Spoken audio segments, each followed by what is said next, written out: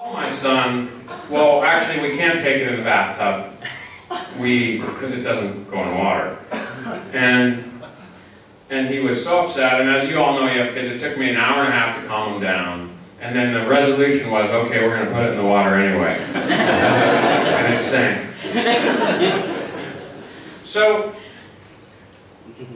what we're looking for as human beings is something that has been the oldest conversation in human thought and human philosophy. And many people have thought about it. Barry Lopez, who's written beautifully about the Arctic, we're trying to find a way to make our lives exemplary in some way. And you talk to other people and they say, well, when I had my midlife crisis, I had children because they helped me add meaning to my life. Or we started volunteering and doing anti-poverty work. Or we started working on, we became more religious and got involved with our church. People look in different ways to find meaning. This is a still from the movie of the book The Road by Cormac McCarthy, which if you haven't read, you've got to read. One of the most horrifically depressing books of all time. But if you see the movie, which is about a father and a son traveling through a post-apocalyptic landscape, and you say, well, what the heck was that about? And I read a review that said, well, this is about the greatest human fear. Well, what is the greatest human fear? And I'm not talking about, well, I'm worried I'm going to lose my job, or I'm going to get in an accident on the way home. What's the deepest fear a human being can feel? And The Road suggests that it's the inability to take care of your children. There's no greater fear, and you don't have to have children to understand that. You can see a child and understand that challenge. So, on one hand, we have this great fear. Well, let's not be too negative. What's the greatest human hope, the greatest aspiration that we've ever had as a people? And I prefer to let you think about that and never give you the answer, but I've thought about it a lot. And the answer I came up with, we would all, as human beings, like to treat our neighbor as ourselves, as we would like to be treated ourselves. This is an idea you're all familiar with called the Golden Rule. The Golden Rule is consistent among every world religion. 19 different religions have a component of the Golden Rule. And of course, it's just when humans sat down and said, how should we live our lives? The one thing we came up with across cultures, across time, across religions and thought systems was that we would like to treat each other like we would treat our neighbor as we would like to be treated ourselves. This has been called by Bill McKibben not just a radical notion, but the most radical notion ever proposed. Imagine, you lost your house in a fire. I'm going to treat you like I would, I'm going to give you all my money to help you fix your house. It's craziness. It's madness. The same thing you saw with that boat. We're crazy. Modern humans are insane. And at the same time, this was December 2010. 10 degrees, 10.6 C, a different climate than which civilization developed under. Absolutely unsupportable as a planet. We cannot sustain this kind of warming. And by the way, the Wall Street Journal, of all things, reported that actually warming is happening a couple of weeks ago, based on a study funded by the fossil fuel industry, because they were hoping for a different answer. So, here's the radical notion that never before in human history have we had an opportunity to achieve our greatest hope and avoid our greatest fear. Because if you solve climate change, you deal with those two issues. And if you fail to solve them, you fail to achieve the greatest hopes and aspiration that human beings have.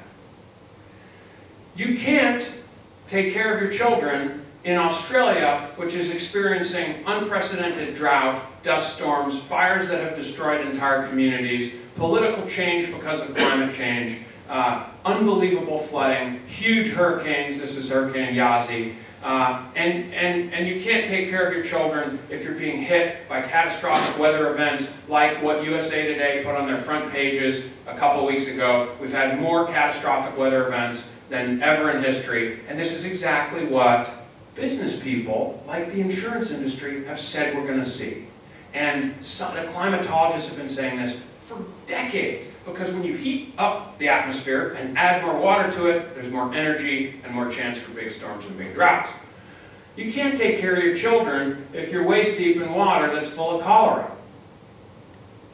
Now, I don't want to drag you too far down at the very beginning of the conference, so I want to say we have examples in the world of what it means to take care of your children and treat your neighbor like yourself. We know how it feels, so I can give you a real-world sense of how this feels. Now, you will not recognize this gentleman. His name is Antonio Diaz Chacon. Anyone recognize him? No, senor. No. He's an auto mechanic in New Mexico. One day he's at his kitchen, beautiful kitchen, looking out on the street, and he sees a 9-year-old girl being kidnapped into a van and taken away. And he tells his wife, call 911. He hops in his car. Look at him. It's probably not a great car, a Pinto or a Chevelle or something. He hops in the car and starts chasing the guy. What's he doing? What's his plan? Think of that picture of the crazy boat. It's insanity. Oh, you're going to chase the guy now.